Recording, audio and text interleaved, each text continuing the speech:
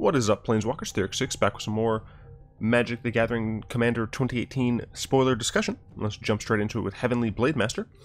Heavenly Blademaster is a 5 and a white 3/6 flying double striking angel that has, when Heavenly Blademaster enters the battlefield, you may attach any number of auras and equipment you control to it. Other creatures you control get +1/+1 for each aura and equipment attached to Heavenly Blademaster. So this actually seems pretty decent in a Voltron deck as an additional threat. You know, if your commander just keeps getting removed and removed and removed, maybe the tax is just too high for you to want to pay. This is something that you can slam down immediately. You're probably running Boots, you're probably running Greaves, maybe other things that give haste. So you're going to be able to probably swing in with this pretty immediately. Additionally, if you are just playing a go wide package that does incidentally have some auras or equipment, then this is something that also buffs your team. I don't think the second paragraph of text matters too much. I think that the fact that you're going to be able to get it in and immediately attach things to it essentially for free is why this card shines. I tried to think of whether or not I could see it being in other like non-Voltron decks, but being a 6 mana 3/6. I mean, it does have flying, it does have double strike, so it is fine. It's a decent defender. But on 6 mana, I just think there are better angels and better flyers for what you'd want to do. You know, Yosei, heck, there are probably better 5 mana angels like Baneslayer. So I'm not sure this goes in just any deck. I think you're going to want to be playing some sort of deck that runs at least a decent amount of equipment. Probably at least like 8 or so. Just so that this is going to get some sort of ETB value. For auras, I'm not entirely sure, just because auras don't stick around. It'd be hilarious if they worded this as such. I don't think they did, but it'd be funny if they worded this as such that it turns bestow creatures back into auras. I think that'd be funny, but obviously they didn't do that here. So not much to say about this card, I don't think. It's a fine addition to a Voltron deck, in my opinion. Next up is the White Storm, Empyrial Storm. 4 white, 4 and a double white. For a sorcery, when you cast this spell, copy it for each time you've cast your commander from the command zone this game. Create a 4/4 white angel creature token with flying. So 6 mana for a single 4/4 is not very good. 6 mana for 2 4/4s is decent. It's 6 mana for 8 worth of power, both of which have flying. Decent. 6 mana for 3 4/4s is where you're starting to get like a pretty good value, right? You start getting, you know, 12 power and toughness worth of bodies for only 6 mana. And I think that's probably a pretty reasonable test, or a reasonable cost, right? Once you get to this point in the game, you've probably cast your commander about twice, once or twice. So I think this is probably a fine card. Unfortunately, I don't know if the variance is worth running over something like Entreat the Angels or Decree of Justice, just because those cards are technically more flexible. So I don't know. Time will tell. It definitely is a fine token card for things like what is your name, Tristani. So I definitely see that. Like, you don't even have to consider this in just mono white. This is totally fine in a green white or like a green white black or something like that token strategy. I see this seeing play somewhere, but I'm not sure if it will be ubiquitous. I'm going to be a little bit more succinct with my card discussion, just because it seems like people aren't enjoying the super long videos. Turntimber Sower is a 3 mana, 2 and a green for a 3/3 elf druid. Whenever 1 or more land cards are put into your graveyard from anywhere, create a 0/1 green plant creature token. Pay a single green to sacrifice 3 creatures. Oh, and sacrifice 3 creatures. Return target land card from your graveyard to your hand. So this does something different than what I was talking about with Windgrace, Lord Windgrace, in that it returns it to the hand, so you are going to get effects on when the land enters play. So if you do have landfall triggers, you can do that, as well as if you have something, I don't know, if you instead would rather cycle the lands, you know, this obviously goes really well with, what is the card? The cards that you get from Life and like Lonely Sandbar, Timber Gorge, I think, is the green one. That's the card I was trying to think of. It might not be. Tranquil Thicket. There's so many lands that I try to keep in my head. Tranquil Thicket. So this way you can just keep cycling them. Obviously, you're not going to get a ton of value. You are losing out on plant tokens, but you are able to get back individual lands. You can make blockers with Turntimber Sower and sack them at instant speed. Since this says lands going to your graveyard from anywhere, you can put this in a self-mill strategy and get value in that way. Important of note, if you're playing this self-mill strategy, you're possibly playing something like Dread Return, and this card gives you some nice sacrifice creatures in order to recast that Dread Return. So I do think this is a valuable card. It's a good land matters card, which I think is important. And it's also just a hill giant. It's a 3/3 for 3 that does other things incidentally. So I think this card is probably pretty fine in any deck that cares about lands or tokens. Yeah, I mean, even just getting, even if you're not doing a ton of stuff with your lands, lands do go to the graveyard incidentally. Even if you're just running fetch lands, that is probably fine. It is unfortunate that it says whenever one or more lands, because that means a single dump. Let's say you get milled for 10 and you put 5 lands into the bin. You do only get 1 plant token, which is kind of unfortunate. I don't think it would have been overpowered if they did it the other way, but I think it's still fine. I think this card is decent enough that it's definitely going to see play in a lands deck, and in a token deck, I think it actually still is fine. Estrid's Invocation is next. 3 mana. It's a 2 and a blue enchantment. You may have Estrid's Invocation enter the battlefield as a copy of any enchantment you control, except it gains at the beginning of your upkeep. You may exile this enchantment. If you do, return it to the battlefield under its owner's control. So essentially, this is a clone for enchantments. It's kind of like a cytoplasm from, I want to say Mirror to Besiege, but it might be New Phyrexia, I'm not entirely sure, where that changes every upkeep without bouncing. This one, you can copy someone's Rhystic Study to get value. If someone plays, I don't know, a Ghostly Prison, and now you're realizing you're kind of a threat and people have been attacking you, you can go ahead and bounce this on your turn, have a Ghostly Prison. It can also just be a copy of an enchantment creature if you need a blocker, although I don't see wanting to do that, just because then it's a little bit more susceptible to removal being a creature. So yeah, I don't know. I think this is a pretty cool card. So I think it'll see play in any blue-based enchantment deck. I think having a redundant, pseudo-redundant copy of something is important. But I think the flexibility is what makes this card good. Do I think this would be in a Blink deck? I don't know. I don't have a lot of experience with Blink commanders. I remember having a friend in college who had a Rune deck. One of my friends had a Brago deck, but I don't think we played much against it.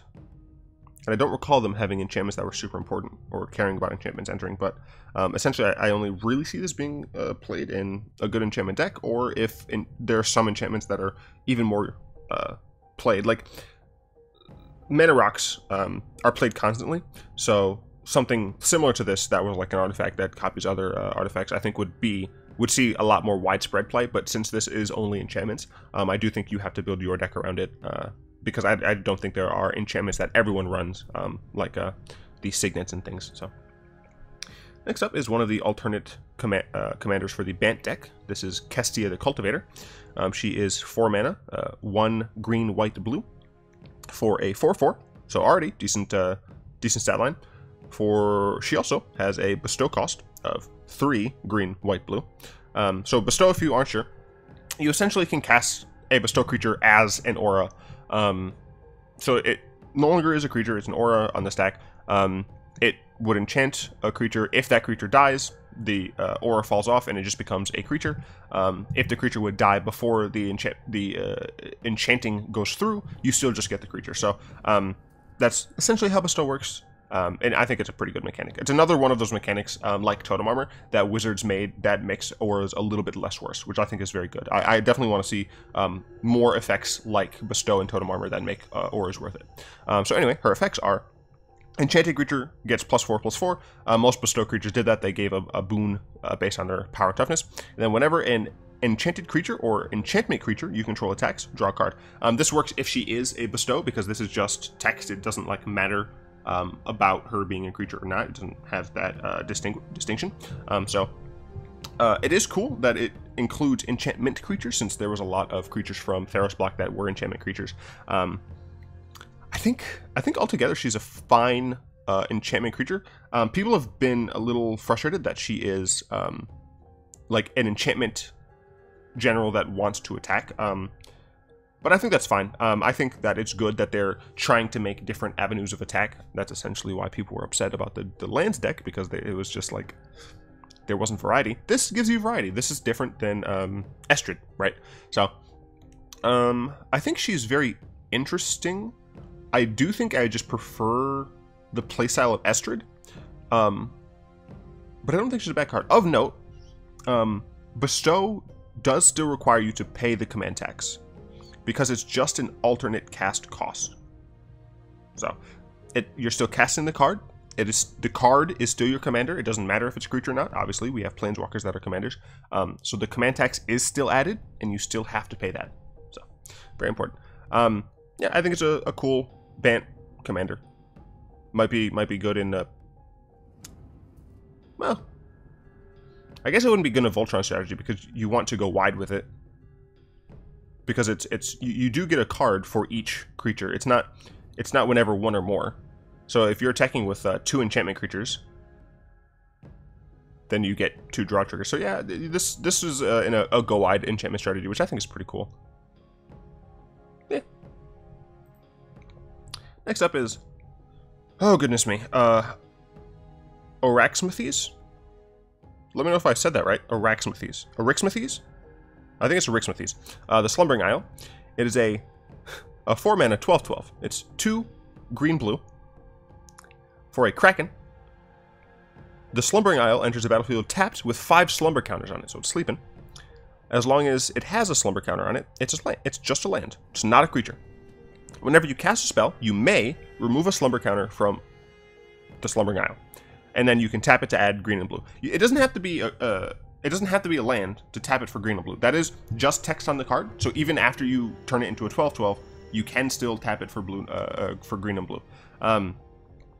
This thing doesn't have evasion. I think it's still fine, because it is kind of just a land ramp card. I don't know how likely you'll see this card in the helm, like being the commander as opposed to being in the 99. Just because of the fact that it's a huge guy. And it technically comes down early, but are you going to be playing like a bunch of like low cost cards and cantrips and things to awaken him as soon as possible, so you hopefully get under some things? I mean, it literally 2-strikes people, so maybe you're just playing this in a deck that has a ton of evasion cards. Yeah, actually, I mean, that seems fine in blue and green. Blue and green has a ton of evasive cards, so maybe that is what you do. You just put this at the helm of a deck as a kind of Voltron deck, where you don't actually have to equip it with anything or suit it up with a ton of stuff. It's all about just giving him a little bit of evasion, and then just swinging in. If you give it vigilance, you can even like attack with it before blockers, tap it to add some mana to activate Rogue's Passage. So yeah, I mean, I suppose actually that is a good strategy. Just a bunch of like counter spells, protection spells, and then things that give it evasion, and then bada bing, bada boom, you're killing someone. Yeah, no, okay, I convinced myself this card is actually really awesome. I didn't think it was bad before. I wasn't sure about it being a commander, and I think this is probably a fine commander. Yeah. Yeah, I mean, it's also just you pay it on 4, and then next turn you have 7 mana available. Maybe, I mean, you could even just use it in a deck as a guaranteed ramp spell. I like this card. Like, you see that there's so many things that you can think about with this card. Yeah, no, I like it. It's interesting. Yeah, I don't know. Next up is Tuvasa the Sunlit. I believe she's an Ixalan merfolk, just based on the colors of her fins. Tuvasa the Sunlit is a 3-mana 1/1. She is green, white, and blue.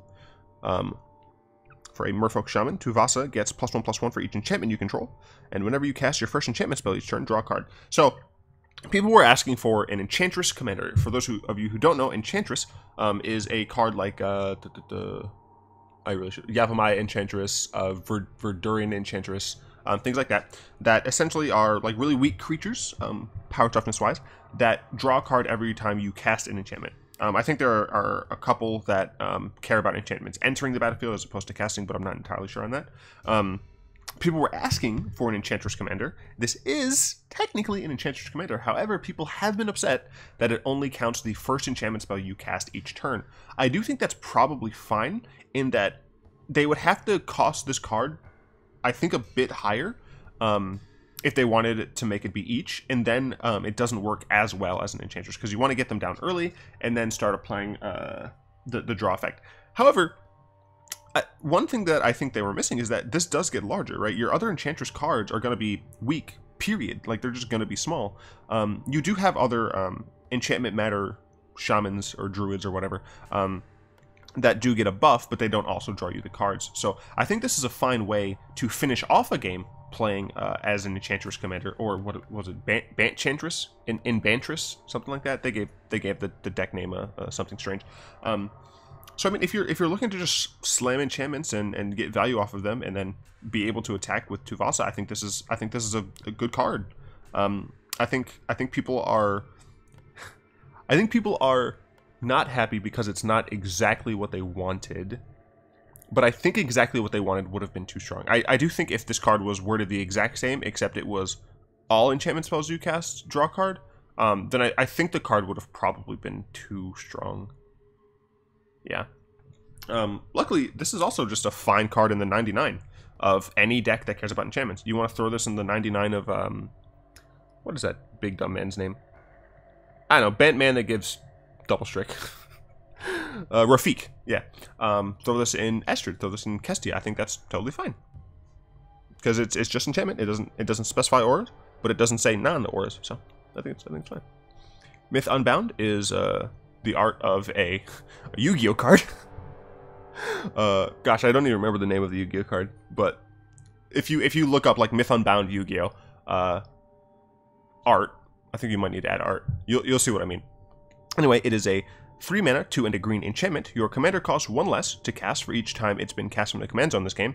Whenever your commander is put into the command zone from anywhere, draw a card. I don't think this is going to be a cycle, and I think that's bad. This is a strong effect. It reduces your command tax from 2 to 1, and that is like actually good. If your commander's been cast twice, you're effectively making it so it's only been cast once. So let's say I have a 2 mana commander, I cast it, my command tax is now 2. It dies, it goes back to the command zone. I cast it, it costs me 4 mana to play my commander. If I cast this, then my commander dies, goes to the command zone. I cast my commander, instead of it costing me 6 mana, it only cost me 4. So already, I've had essentially the majority of this card paid for. But since I played this card before my commander left, I get to draw a card. This card has already been paid for. 2 from the tax and a single green to draw a card. I think this card is a very powerful effect. I don't know if it'll be ubiquitous in green, because I do think it's going to be put into decks where your commander is very important to your strategy, where your commander dies a lot because they're small, or dies a lot because it's a huge threat. So, for example, in my Mael deck, I'm probably going to test this card out. Mael is a kind of a dumb beater deck, so sometimes if I don't keep her on the battlefield long enough, I am left using cards in my hand just because it's not worth casting Mael anymore. Right? You play Mael in order to cheat out fatties, and if Mael herself is costing 7 mana, it's going to be a lot bigger of an ask to lose that tempo if I don't have something to give her haste. And there are plenty of ways in the deck to give her haste, but it's a 99 card deck. So she also is small, so she dies a lot, and she is also a threat, so she also dies a lot. So I think this card is going to help a lot. It also draws me cards. But I mean, if they don't make an enchantment cycle of this, I think that's kind of giving green an amazing card. Technically, the draw is still in pie. Green isn't supposed to draw cards unless it's tied to a creature, and technically commanders are mostly creatures. But I think it's also fine just because it is a specific card. It is a commander specific effect. So I think that on that axis it is fine. The card draw is not hurting anyone. It's not like mass card draw or anything like that. It just I hope that they make this a cycle. I mean, you can even make the the effect different. So like the red one could just be the first text would be the same on everything. Your commander costs 1 less, etc., etc. But then it's like whenever your commander's put into the command zone from anywhere, deal 3 damage to target creature, right? Deal 1 damage to each creature. Maybe even if it's not flying, you know, have some sort of damage thing. For black, it could be I don't know, each opponent discards a card.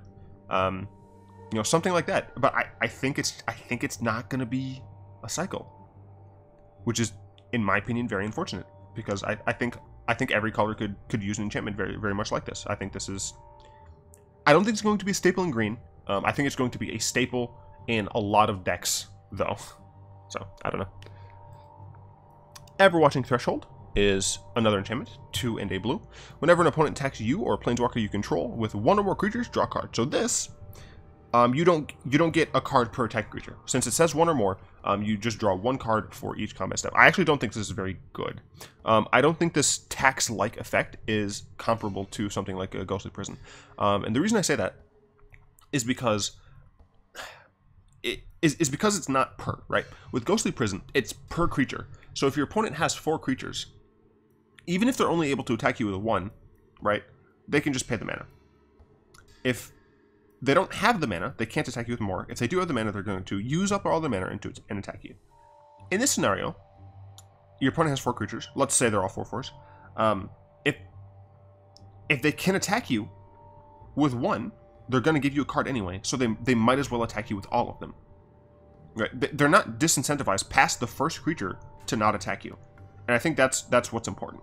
They're also not losing anything, right? With something like Ghostly Prison, they're losing the ability to get ahead on their board, making them technically behind on the boards of the other players in the multiplayer game, in order to just give you a card. So I don't actually think this is good in a non-enchantment deck. Even in an enchantment deck, I feel like there are so many good enchantments that this might not see play. Let me know if you think I'm incorrect about Everwatching Threshold, but I think it's just barely not good enough. And now I should say, I don't think this card should read you draw a card like for each attacking creature. I think that might be too much of a disincentive. But yeah, I don't know. Maybe I think it would need to be a little bit different. I don't know how, but I don't actually think this is a deterrent to being attacked with several creatures. Against a token strategy, propaganda means that they're going to have to pay a stupid amount of mana to be able to actually like mow you down. Against a token strategy, they attack with all their guys. You draw a single card. That card might save you, but it might not. You draw a single card. I don't think this is a very strong deterrent. Nylea's Colossus is a Colossus. It's a 7 mana, 6/6 giant, 6 and a green. It's an enchantment creature that has Constellation. Whenever Nylea's Colossus or another enchantment enters the battlefield under your control, double target creature's power and toughness until end of turn. Importantly, Nylea, God of the Hunt, gives all your creatures trample, just innately. So that is pretty decent with in conjunction with Nylea. Additionally, this is pretty fine in a Voltron enchantment deck like Rafik, where you play this card, you not only will Rafik give himself double strike, but he also just gets bigger. And then that happens for each next aura you put on Rafik. So the problem though is this card costs 7 mana. And as I've said several times, I don't know the axis that Voltron typically plays on. I don't know the curve that Voltron typically plays on. So I don't know if this card is just maybe too late. It doesn't have innate evasion. It doesn't technically give innate evasion. I mean, you could even think maybe in like a red-green Trampler's deck, right? Maybe you don't even need to put this in something like Voltron.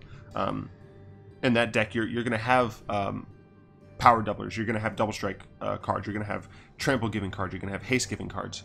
And then you just play a bunch of big guys. You play a decent amount of ramp.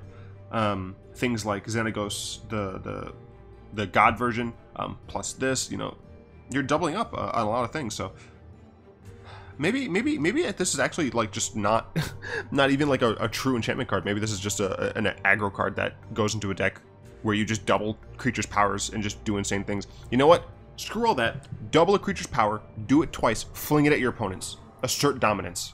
So you Xenagod, on a 10/10 man, and it becomes a 20/20, and then you Nylea's Colossus it, and then it's a 40/40, and then you fling it at your opponent. That's the real way to play EDH right there. Oh man. Ravenous Slime, 3 for a 1/1 ooze. It's 2 and a green.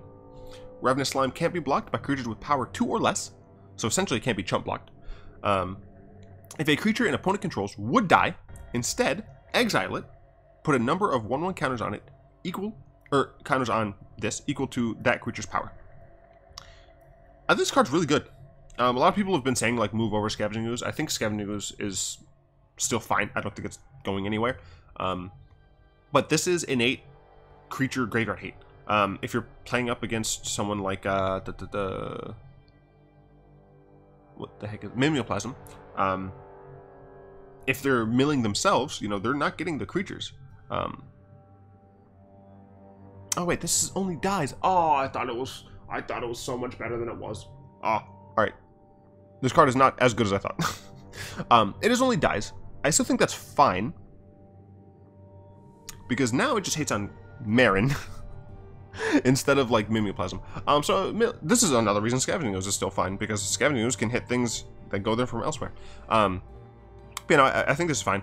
It's just a fine graveyard hate card in general, like in green, where, I mean, what are you playing in green? You're not playing Ground Seal. You're playing Scavenging Ooze. I legitimately can't think of any other like good grave hate in green, and that might just be because I'm dumb. But I think this is a fine card to put in a green deck if you're looking for grave hate. If your meta has a lot of like value death decks, Caradors, Marins, things like that. Yeah, aristocrat decks. I think this is card totally fine. I'm probably gonna put it in Rayhan. This set has been giving me probably more Rayhan than it should, which kind of adds to the idea that the Jund deck is poorly designed, but whatever.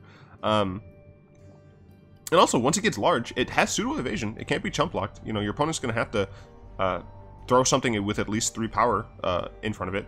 So I don't know. I think it's a fine card. I think if I think it's kind of it's essentially going to be like the commander sideboard cards, where you're going to be playing this in order to stop grave hate. You're not going to be playing this just as a card that's attempting to get big. This is definitely going to be a card where you expect things of your opponents to die. It doesn't hit you. I should mention that it does not hit you. It's only opponents. So that is kind of good if you're playing a grave strategy yourself. So. Next up is Isolated Watchtower. It is a land. It adds a single colorless to your mana pool. You can pay 2, tap it, scry 1. Then you may reveal the top card of your library. If it's a basic land card, put it onto the battlefield tapped. Activate this ability only if an opponent controls at least 2 more lands than you. This is, I think, decent in like mono white, mono red, maybe mono blue strats. Essentially, if you face a lot of green and your opponents keep ramping all the time, and you're playing like a non-ramp deck, throw this in here. I think it's pretty good.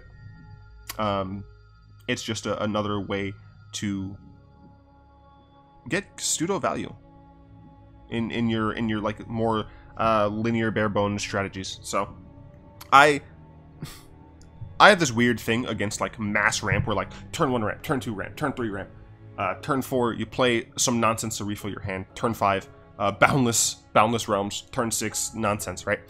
It's just too linear and unfun for me. I like interacting with the board. That's why I made my mono white deck like super aggressive, where I'm just murdering people who are ramping, and they're just like, you killed me, I didn't get to do anything. It's like, yeah, well, you didn't interact with my board. So I think this is another stopgap if you're trying to close that gap between you and your opponent's ramping. So it's unfortunate that an opponent has to control 2 more lands than you. I think if they made it 1 land, you could abuse it though, just because you could do it before you play your land for turn. Although then you're ahead on land. So I don't know. I feel like they probably tested it at 1, and it probably was a little too strong. So I think this card design is fine. You're likely not going to see it in very many 2-color decks. I think where this shines is a 1-color deck, and you're definitely not going to see it in any deck that has consistent ramp. So yeah, I think it's fine. Role player card. I think more of that should be what's printed in the command sets, role player cards, not necessarily cards that are ubiquitous. And I think this is the last Genesis one, right? Oh no, there's one. So there's one that I know about that hasn't been put up on the Mythic Spoiler yet because the art is not yet good, and I think it's also not technically confirmed yet. It is confirmed, but it's not technically confirmed. But I'll talk about when it's up on Mythic Spoiler. So this is Genesis Storm. It is 6 mana sorcery. It's 4 green, 4 in double green. When you cast a spell, copy it for each time you've cast your commander from the command zone this game. That's what all the storms do. Reveal cards from the top of your library until you reveal a non-land permanent card. You may put that card onto the battlefield, and then put all cards revealed this way that weren't put onto the battlefield on the bottom of your library in a random order. So this one is, I mean, you know, it's comparable to Genesis Wave, See the Horizons, things like that. Non-land permanent. I think. So I have a Planeswalker deck that's helmed by Chromat. Technically, the reason that it's helmed by Chromat is because Chromat is cool. I essentially never cast Chromat unless, like, except as a last resort. I was thinking this card is possibly fine in that deck, except I never cast Chromat. So, where would I put this? I mean, maybe Mael. The problem is, I think See the Horizon, and, you know, like Selvala Stampede and things like that, I think they're just better at doing what this card does.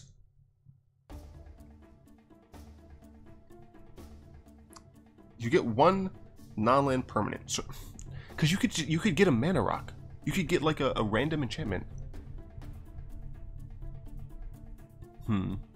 I'm not sure about this card. I think time will tell about its strength. Maybe you put this in like a elf deck with like a super cheap elf that you constantly play. But then your creature's just like a bunch of mana dork. I don't know where this card fits. I don't know. I'm excited to see where this card might go. But at present, I'm not entirely sure how much value you can get out of it, because you're definitely going to want to play in a certain style of deck. Because 6 mana for a random non-land permanent is not good. 6 mana for a random... For 2 random non-land permanents, it's probably fine in general, especially if you're building your deck around it. 6 mana for 3 is pretty awesome, but I'm just not sure you're going to be... Oh, right. I keep forgetting that you cast your commander twice and you get 3 copies of this. I don't know. Maybe this card is actually fine. I'm going to try it in Mael. I'm not sure it'll be great, but I'm gonna try it in Mael. So, I believe that is everything. Just want to give a quick shout out to Easy Mode and Chris. They are my first awesome patrons over on Patreon. If you would like to help out the channel, obviously this is not the main type of content you'll be seeing, but this is me having fun talking about new cards, because I like talking about new cards, darn it. But if you would like to see me play decks on Magic Arena faster, you can go ahead, head on over to the Patreon, and I can bump up whatever deck that you've suggested up in the queue order. The non-patron queue will be voted upon whenever I get, you know, a bunch of submissions, and then I'll put them in an order, and then I'll play them as soon as I can. But there's like no promises I can even get to the end of the queue, just based on how many wild cards I'm able to get. So enough of that. Hope you guys enjoyed the discussion of the commander cards. Let me know. At this point, I think we've gotten a decent number of the new cards that we'll be seeing. Obviously, I'm not talking about the reprints here. I don't think I'm going to do a video where I talk about the reprints, because that would be too much. Let me know what deck you are looking forward to most, if any at all. Let me know what new cards you're interested in playing, either in your commander decks or maybe in another format. I haven't really been talking about things like Canadian Highlander or you know, Legacy Vintage, but I also don't think there were any cards that were probably going to be good in them. But yeah, let me know about any of those. And if you like this, go ahead and tap the like button, add a subscription to your mana pool, and cast a comment down in the comment section below. And until next time, all will be one.